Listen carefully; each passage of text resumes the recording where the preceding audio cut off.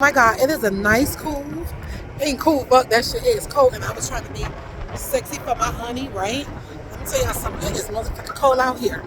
So I was telling him about my fourth grade teacher, Miss Emma Grace Sweeting.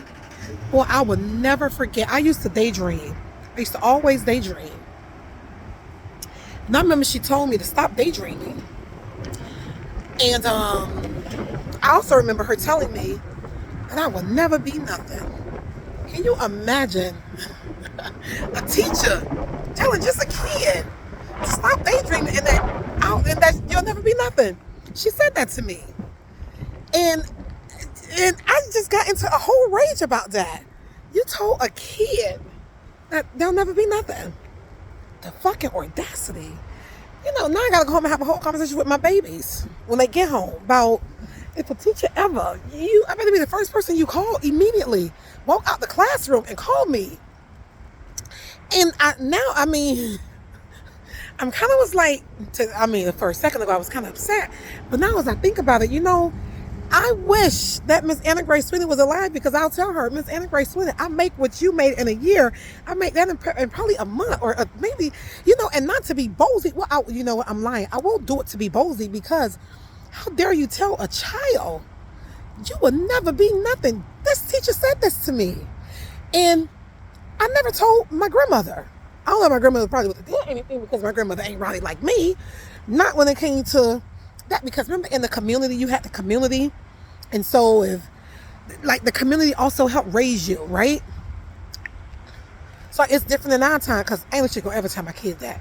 Oh my God forbid somebody, my grandson even come say, Grandma, the teacher rolled their eyes at me. Holy shit. But remember, I'm a work in progress. God is still working on me. But yes, I'll never forget my fourth grade teacher told me I will never be nothing, because I used to daydream. I was a daydreamer, not realizing I was a dreamer. A dreamer for the kingdom. And that just kind of really just got me like kind of wound up right now. She said that to me, and I'm pretty sure she said it to others that was in my class. And you know why she told me that, guys? Y'all will not believe it. Because I did not like the smell of her artificial crab meat. She used to eat crab meat, and I hated the smell of the crab. And she smoked cigarettes, so the cigarette smell on top of the crab meat. And I kind of frowned up at the crab meat. And she told me I will never be anything. And I am very successful. I'm more successful than a lot of people of my peers. And that's not anything to be bozy about or to brag about. But when everybody, let me tell you something. Let me tell you something about people. When people cast you out and say what you can't be or who you not, let that be the fire under your feet to move your feet. Don't ever let nobody belittle you and tell you what you can't be or who you not. Know that you are. Oh, that shit just kind of really got me. I didn't even call my therapist.